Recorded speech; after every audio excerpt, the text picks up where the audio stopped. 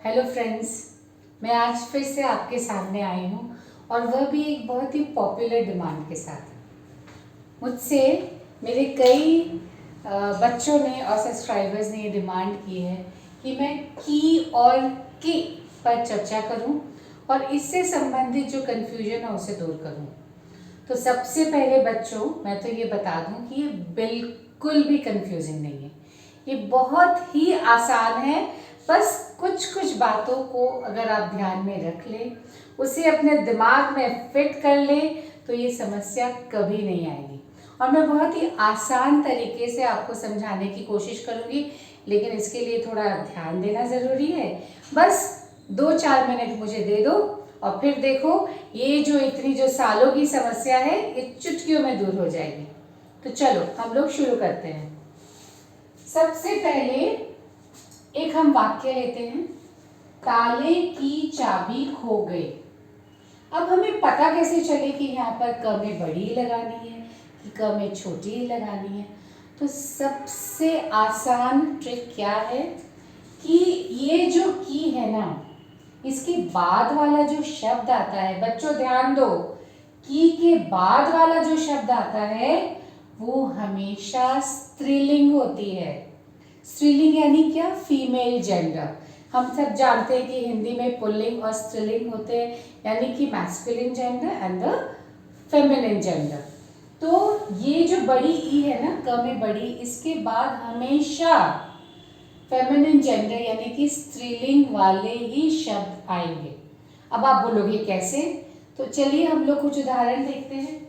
जैसे नेक्स्ट वाक्य हम लोग लेते हैं, यह लाल रंग की बस है। अब आप यहाँ पर देखो कि यहाँ पर बस और चाबी दोनों ही स्त्रीलिंग है। हम ये नहीं कहते कि बस बड़ा है, हम कहते हैं बस बड़ी है। हम ये नहीं कहते कि चाबी बड़ा है, हम कहते हैं चाबी बड़ी है। तो ये दोनों ही स्त्रीलिंग वाले शब्द हैं। अब हम लोग कुछ और वाक्य देखते हैं। जैसे आप ले लो कि राम की मौसी आई है। राम की मौसी, की के बाद कौन सा शब्द आया? मौसी। और मौसी क्या है? स्त्रीलिंग। Very good. तो आप देखोगे जितने भी की से संबंधित वाक्य है ना, बड़ी के बाद हमेशा स्त्रीलिंग ही आती है। एक और बात कि ये जो की वाला जो शब्द है ना, आप देखोगे ये हमेशा ना एक रिश्ता जोड़ता है, एक संबंध बिठाता है दूसरे शब्दों के साथ। यहाँ पर देखो, जैसे ताले की चाबी खो गई, तो ताले का रिश्ता चाबी के साथ बिठाया गया। यह लाल रंग की बस है, तो ये लाल रंग का रिश्ता बस के साथ बिठाया गया। तो आप देखोगे कि बड़ी ई का प्रयोग तभी होता है। बस ये दो बात आपको याद रखनी है। पहली क्या कि क में बड़ी के बाद हमेशा जो शब्द आएगा वो हमेशा स्त्रीलिंग होगा। जैसे हम लोग उदाहरण पढ़ ले कि रोगी की तबीयत ठीक नहीं है। अब रोगी की तबीयत, की के बाद कौन सा शब्द आया? वेरी गुड, तबीयत। और तबीयत का लिंग क्या है?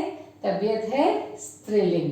तो बच्चों ये जरूर आप ध्यान रखना कि की के बाद जो शब्द आ रहा है, अगर वो स्त्रीलिंग है तब वह क में बड़ी ई ही लगेगी। मैं आशा करती हूँ ये कॉन्सेप्ट आपका क्लियर हो गया है। तो अब आइए हम लोग चलते हैं, क में छोटी ई हम लोग कब लगाते हैं।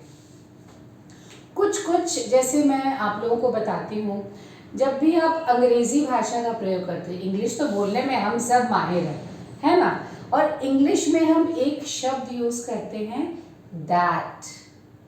आई want to say that I will not go home.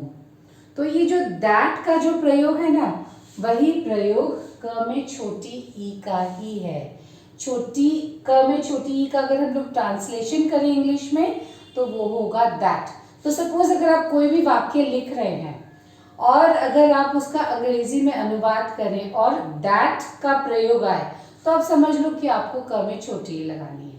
जैसे हम लोग देख रहे हैं, दादाजी ने कहा कि बैठ जाओ। दादाजी wants to say that you sit down. तो यहाँ देखिए दैट के बदले हमने छोटी ई लगाई है। और एक और आप याद रख सकते हो कि जब भी कोई बात कही जाती है कि मोहन ने कहा, दादाजी ने कहा, बच्चों ने कहा, माँ ने कहा, वो जहाँ पर भी कोई बात कही जाती है उस कहने के बाद हमेशा क में छोटी ई आती है। ये अगर आप छोटे छोटे ट्रिक्स अगर आप दिमाग में अपने बिठा लो ना, तो ये की और की संबंधित कोई भी प्रॉब्लम आपको नहीं होगा। तो एक बार फिर से हम लोग देखते हैं कि जब भी कोई बात कही जाती है उसके बाद हम क में छोटी ई लगाते हैं और इसको हम क में छोटी ई को एक कंजंक्शन की तरह भी यूज करते हैं।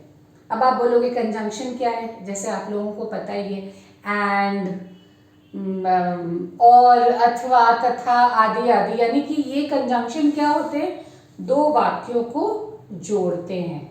ठीक ऐसे ही ये जो क में छोटी ई है इसका काम भी दो वाक्यों को जोड़ना है। जैसे हम लोग लेते हैं तुम बिहार से हो, अगेन देखो तुम बिहार से हो, ये एक वाक्य है, बंगाल से ये दूसरा वाक्य है, और इन दोनों वाक्यों को जोड़ कौन सा शब्द रहा है, इन दोनों वाक्यों को जोड़ रहा है क में छोटी ई। तो इसलिए आप देखोगे एज ए कंजंक्शन भी हम इसका यूज करते हैं। अब एक और खास बात, ये तो मतलब ये कुछ कुछ छोटे छोटे ट्रिक्स हैं ना, बहुत मजेदार होते हैं। जब भी आप वाक्य का प्रयोग कर रहे हो और वाक्य में अगर वर्ब आए, आप जैसे देखो दादाजी ने कहा, कहा क्या है, verb, verb is an action word, you all know that, और वर्ब को हम लोग कहते हैं हिंदी में क्रिया। तो क्रिया के बाद हमेशा क में छोटी ई आती है। तो आइए हम लोग फिर से ये 3 पॉइंट्स देखते हैं हमने क्या क्या डिस्कस किया है। एक तो हम लोग क में जो छोटी ई है उसको हम लोग दैट की तरह यूज करते हैं, ये आपको याद रखना है।